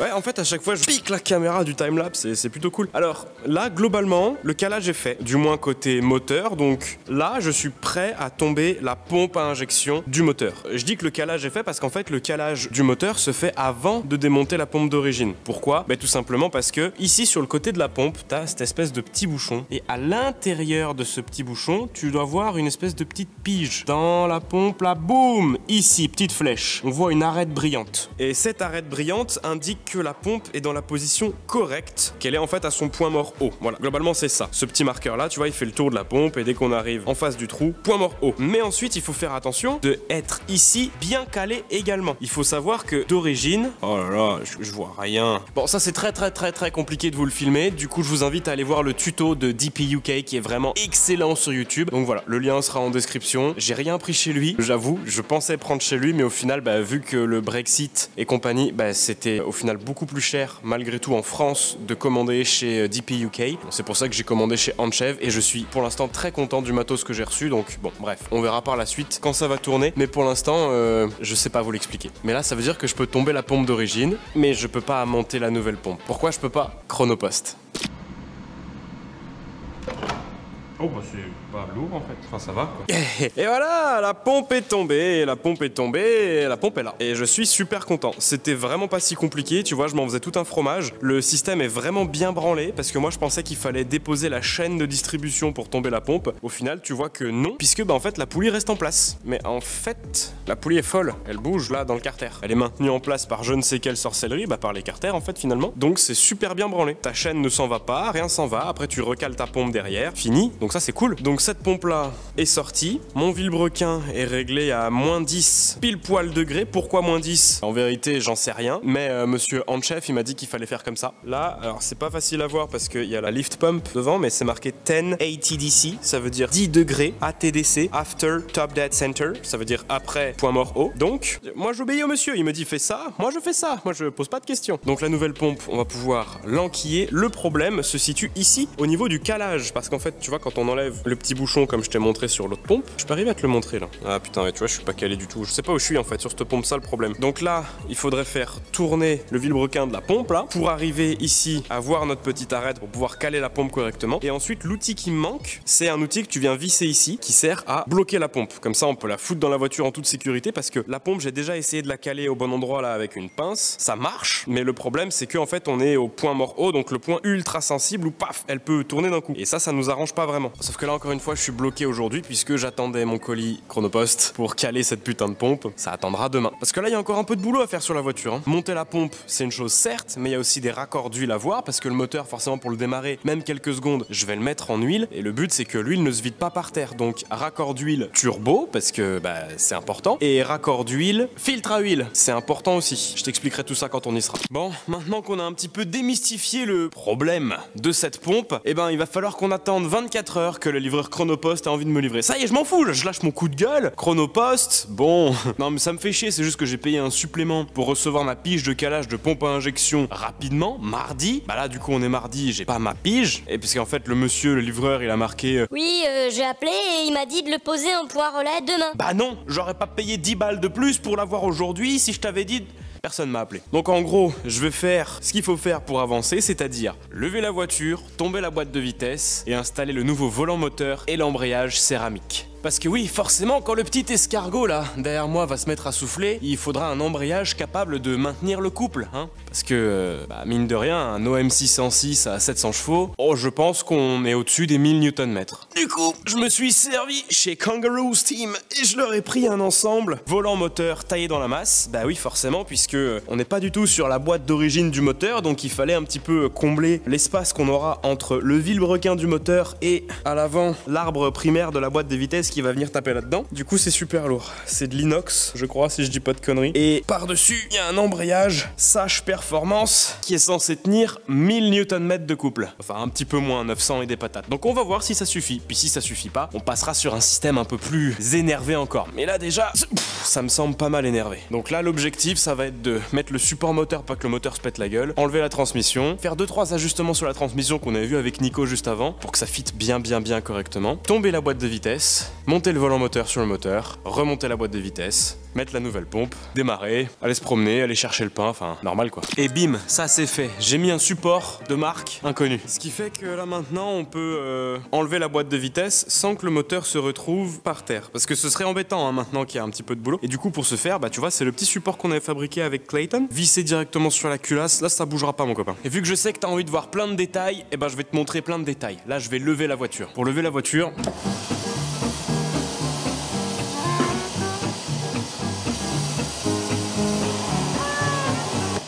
Maintenant que j'ai levé la voiture, je dois réfléchir à qu'est-ce que c'est que je dois faire en premier. Là, je viens de positionner la caméra et le premier truc que je vois, c'est qu'il y a de l'huile là. Donc, faut que je fasse ça d'abord. Oh non! C'est bien plus grand que ce que je pensais. Tout ça pour dire que moi j'aurais bien aimé en premier lieu tomber la boîte, mettre le volant moteur, tout remettre dessus. Mais on doit d'abord finir le support de boîte qu'on a commencé avec Nico mais qu'on n'a pas fini. En fait il est juste pointé à l'arrière et à l'avant il y a strictement rien qui tient le différentiel. Et vu que c'est juste pointé et que j'ai pas envie de tout souder maintenant à la perfection, et ben il faut au moins visser l'avant du pont. Parce que là concrètement ce qui tient l'avant du pont c'est l'arbre de transmission. Sauf que je dois enlever l'arbre de transmission, donc si j'enlève l'arbre de transmission, le pont, je sais pas ce qu'il va faire. Il va peut-être pas faire grand chose, mais dans le doute, je préfère... Hein? Voilà. Donc en soi, c'est pas hyper compliqué. Tu vois là, sur le pont, il y a ce truc là qui fait partie intégrante du pont et au-dessus, juste ici, il y a 3 vis qui dépassent de la traverse sur lesquelles je peux venir me prendre pour faire un support qui viendra se visser là-dedans. Ça, je vais être honnête, j'ai absolument aucune envie de te le filmer. Tout le monde s'en branle. Donc je vais le fabriquer et je te montre à quoi ça ressemble dans 2 heures. C'est le lendemain. Oui, j'ai été très long à fabriquer ce support-là, mais voilà à quoi ça ressemble. En vrai, je suis super content du truc. Pour la petite histoire, j'ai récupéré du coup le support de pont d'origine. Tu vois, je lui ai coupé une petite oreille. Et après, avec du tube carré en 30 par 30 de 2 d'épais, et bah j'ai fabriqué cette petite protubérance qui vient se visser juste ici. Donc là, je remets une vis que j'ai trouvée dans ma boîte à vis Peugeot. Et normalement, à peu de choses près, ça rentre dans mon support. Je peux le visser. Et ça me rend vraiment très heureux parce que ça veut dire qu'à partir de maintenant, on va pouvoir déposer l'arbre de transmission pour déposer la boîte de vitesse. Et ça aussi, ça me rend très heureux. Puis une fois monté, bah ça ressemble à ça. Autant te dire que ça fait vraiment propre, c'est vraiment stylé. Je suis vraiment content du résultat, sans déconner. Donc en gros, cette partie-là restera fixe ici. Cette partie-là restera fixe ici. Enfin bon, après tout ça c'est provisoire, mais je te l'expliquerai en fin de vidéo parce que là on a encore beaucoup de boulot avec l'arbre de transmission. Donc allez, c'est parti, au boulot. Je tombe l'arbre et après je peux tomber la boîte. Bon, du coup j'ai commencé à desserrer les vis et la technique ça va être de pas tout se prendre dans la gueule. Et là, normalement, je dois pouvoir arriver à y sortir de mon pont. Faut un tournevis. Ok. Et là, normalement, avec le coulisseau qui est là, ça doit pouvoir sortir. Bon, ce demi-arbre, je peux le laisser ici. Il est très bien, il va pas m'emmerder. Maintenant, celui-là, j'enlève la dernière vis. Et là, normalement, je peux prendre mon dernier arbre. Mes petits pions, ils restent à leur place, c'est très bien. On va pouvoir tomber la boîte. Bah là c'est cool parce qu'en fait ça va être super facile je pense de tomber la boîte parce que vu qu'on a super bien travaillé avec Clay, il suffit juste d'enlever les 4 vis là du support de boîte. Comme ça je me fais pas chier après pour le réalignement ou quoi que ce soit. Enlever les quelques vis que j'ai mis, normalement il y en a 4. Une tout en haut, une là et une autre tout en haut. Et la boîte, bah elle tombe comme ça. Donc ça va être super facile. Vérin de fosse, zap zap zap zap, boîte par terre, volant moteur sur la boîte. Donc ça c'est bon. Ensuite, j'ai commencé à desserrer les 2 vis du haut un peu relou à atteindre d'ici, par l'intérieur de la voiture. Donc là normalement, je prends mon petit cliquet, j'enlève 2 vis serrées et 2 vis pas trop serrées et je tombe la boîte. Magnifique. Donc faudra garder en mémoire qu'il faudra faire un tunnel quand même assez large pour pouvoir desserrer les vis. Parce que là c'est facile parce qu'il n'y a pas du tout de tunnel. Je suis dans l'habitacle. Hop, une vis. La deuxième doit être atteignable par là. Deuxième vis. Cliquet électrique Milwaukee. Depuis que j'ai cet outil, je te jure, je ne jure que par ça. Et là, normalement, je me fais même pas chier. Oh ouais, ça fait plaisir. Là, 2 petites vis de 13 côté démarreur. Et normalement, ça sort. Tac. Ah ouais, quand même, il y a de la contrainte sur la boîte. Je l'ai mis assez en arrière, mon support? Je crois pas. Ah ouais, putain, les supports, ils sont pas serrés. Et il a failli se faire mal, Anthony, là. On va y serrer au moins en mode provisoire. Mais ouais, je crois que mon support de boîte, je l'ai mis trop en avant de la boîte. Je pense que le poids, il est plus au cul que là. Bon, on va voir ce que ça donne. J'espère qu'elle va pas se péter la gueule. Il y a moyen qu'elle se pète la gueule. Ah non, ça va. Ah si, elle va se péter la gueule. Oh là, des problèmes ça. Enfin, ça descend, c'est une bonne chose. Ok, ouais, j'ai mis la boîte beaucoup trop en arrière. Faut que tu viennes m'aider, je vais me faire mal. Tiens, là. Je vais essayer de soulever. Et avec ton pied, faut que tu pousses le support qui est par terre vers moi. Mais moi, ça passe pas, je tape. Si, vas-y, pousse avec ton pied. Là, ok, c'est bon. Lâche tout doucement, elle descend là, comme ça. Tu tiens plus? Ah, c'est parfait. Je le saurais, il faut mettre le support vraiment très loin sur la boîte. Ah, le poids est là, quoi, hein, il est pas là. Ce qui signifie que maintenant, on peut enquiller un beau volant moteur sur notre moteur. Et ça, c'est très cool. Merci, femme. Et donc, une fois la boîte déposée, voilà à quoi cela ressemble. Il n'y a pas de volant moteur, on a uniquement ce qu'on appelle une flex plate qui sert uniquement à démarrer le moteur. Vis-vis, le démarreur sera ici et il fera tourner cette flex plate là. Et ensuite, on va enlever les 8 vis d'origine de la flex plate pour venir y visser notre nouveau volant moteur taille et masse. Et d'ailleurs, c'est assez cool parce que Kangaroos te fournissent des vis toutes neuves, qui est très bien puisque il faut des vis plus longues, donc ils les fournissent, ça c'est très cool. Et ils te fournissent également évidemment les vis pour venir mettre ton embrayage. Ici on est sur un embrayage, si je dis pas de conneries, céramique, non amorti. Alors ça, les cardans ils vont vraiment adorer. Tu vois, normalement t'as 4 petits ressorts au milieu de ton embrayage, là t'as rien du tout. Donc ça va être très rigolo à conduire. conduire. Et oui, et puis j'ai remarqué aussi que là, au centre du volant moteur, on a un petit roulement. Je sais pas si c'est comme ça sur les BMW, mais en tout cas, je trouve ça super cool parce que du coup, le roulement va nous permettre de vraiment centrer la boîte de manière parfaite. En plus de ça, ça réduit un petit peu les efforts dans la boîte de vitesse puisque l'axe est maintenu également au bout. Donc écoutez, c'est parti. Du coup là le problème qui va se poser c'est que le moteur n'est pas pigé. Je l'ai simplement fait tourner à 10 degrés après le PMH, mais j'ai pas mis pige. Ça veut dire que je peux le faire tourner avec la péteuse, donc il va falloir faire gaffe à bien vérifier après le calage qu'il soit vraiment nickel. Parce que là en vrai je peux décaler mon moteur juste avec ça et du coup au moment où je remets la pompe, les deux peuvent ne plus être calés. Ok.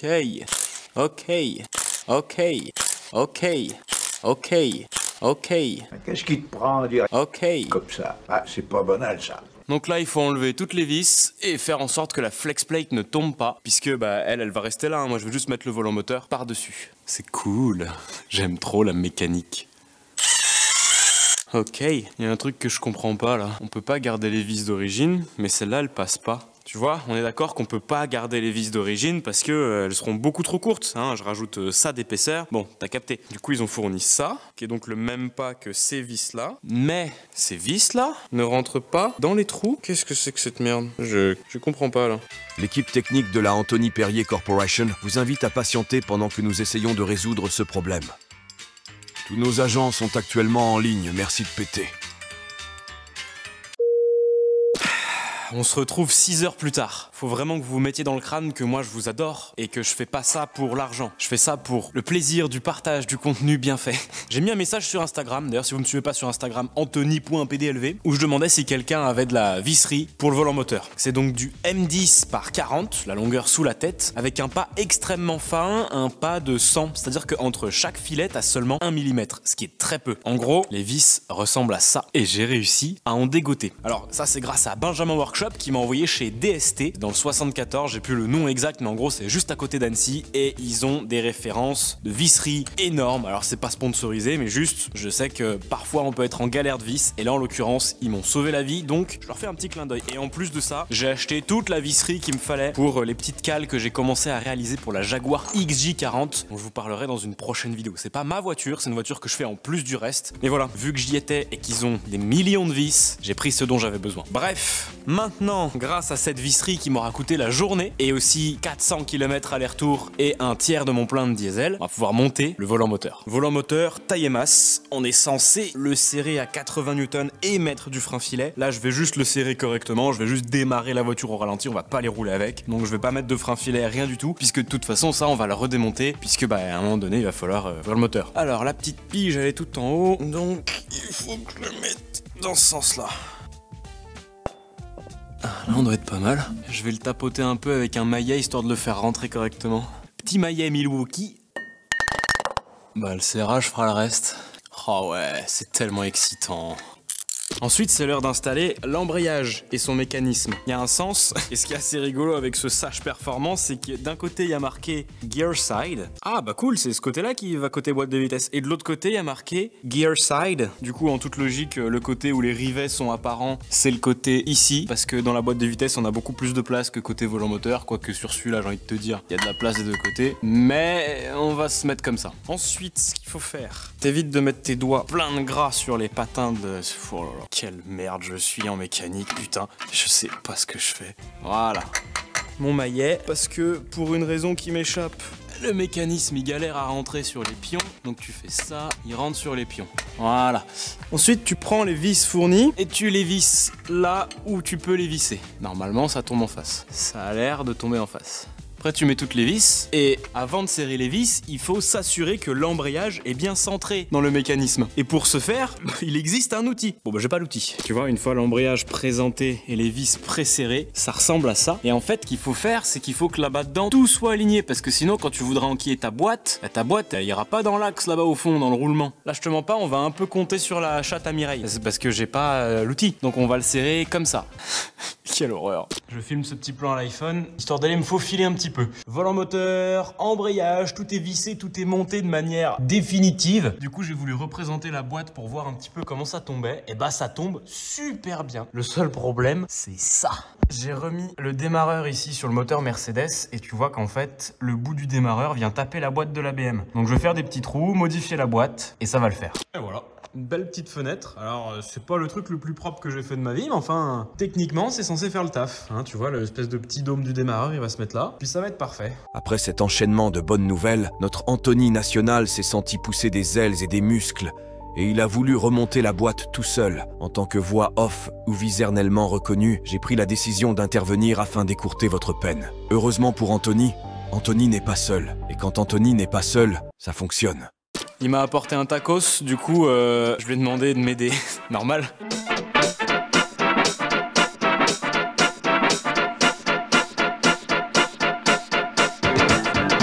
Ah oui, ça bouge pas, c'est dangereux.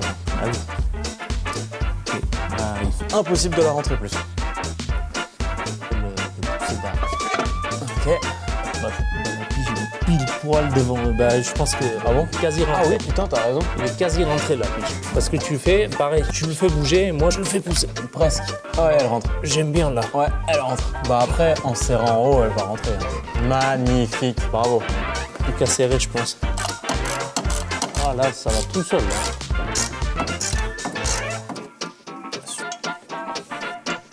Ah oui, il était là. À toi l'honneur. C'est trop bien. Bah merci beaucoup, tu peux rentrer chez toi.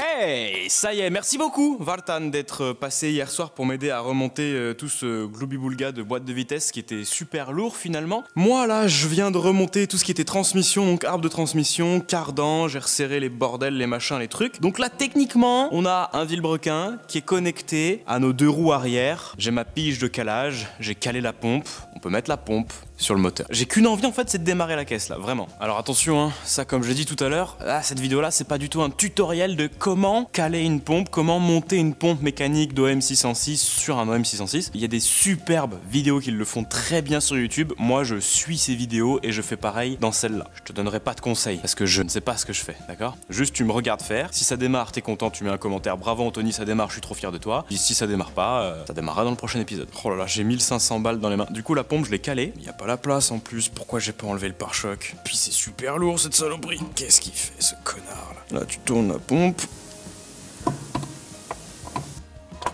C'est quoi qui bloque? Ah putain, j'ai pas enlevé la papate. Et merde. Ah voilà, c'est bon.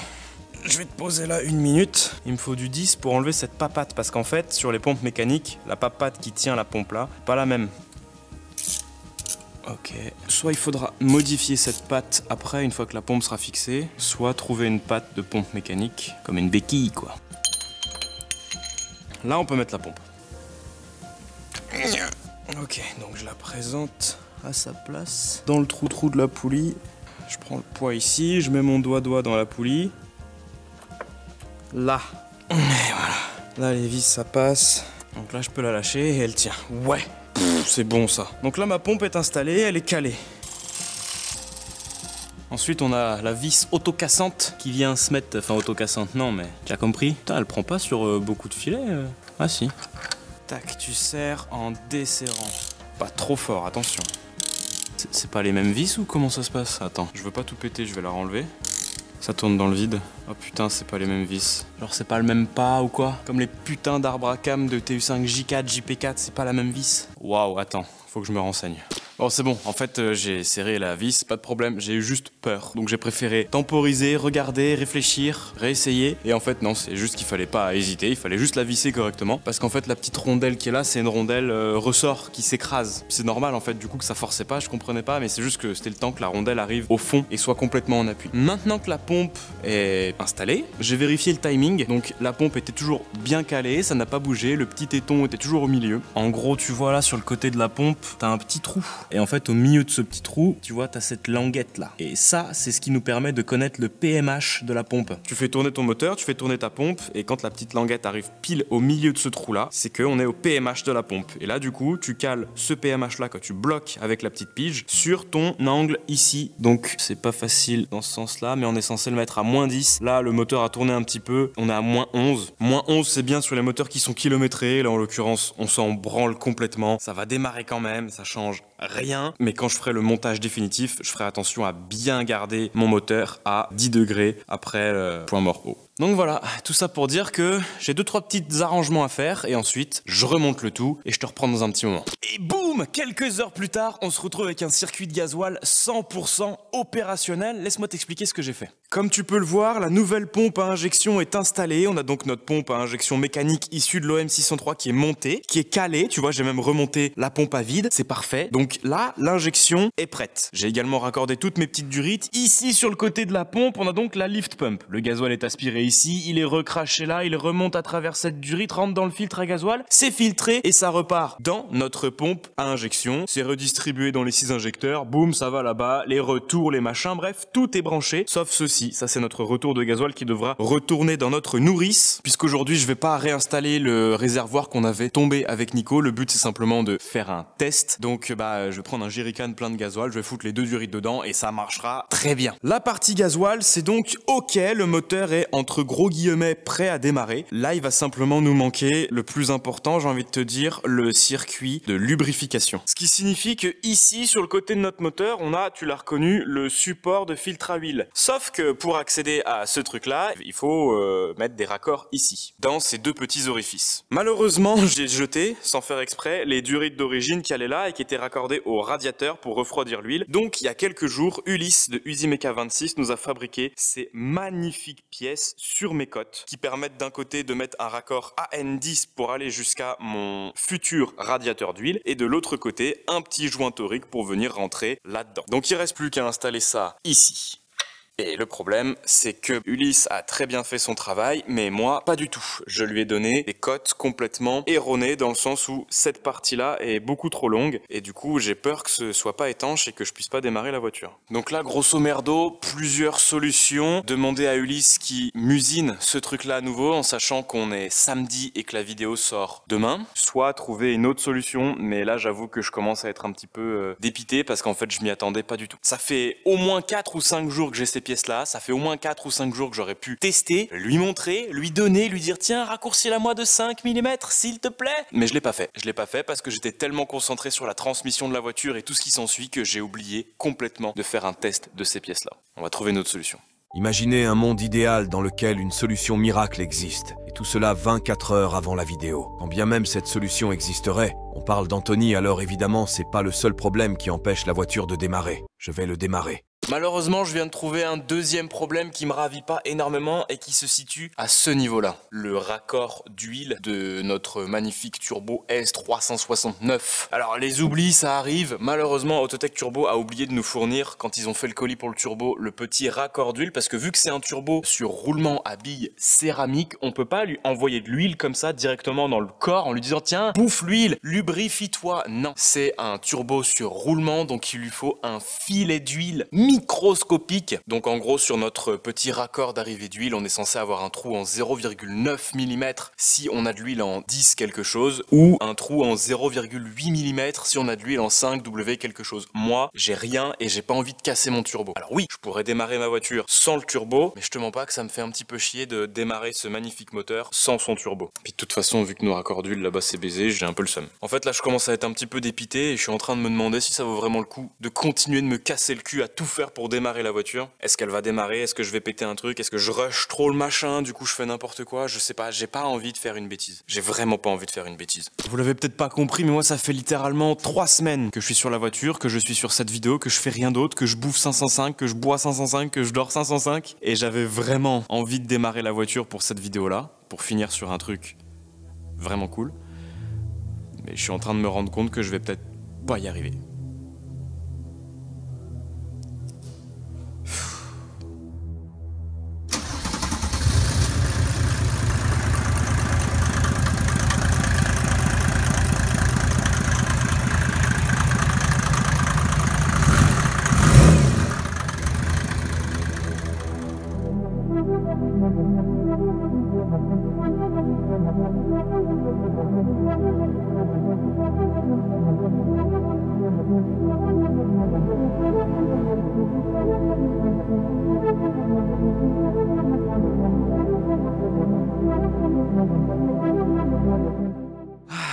Ouais, non, je suis vraiment désolé d'avoir fini cet épisode un petit peu de manière inopinée, mais je pense que ça va faire monter un petit peu le suspense pour le prochain épisode de la 505 dans lequel la voiture va démarrer et va se déplacer.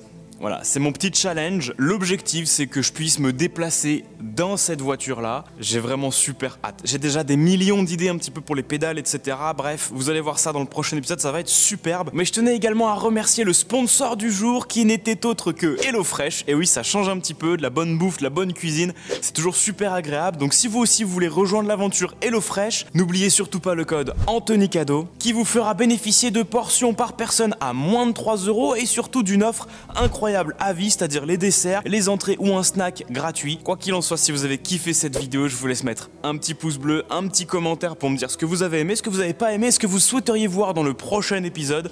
Moi, je vous fais des gros bisous et je vous dis à très bientôt sur YouTube.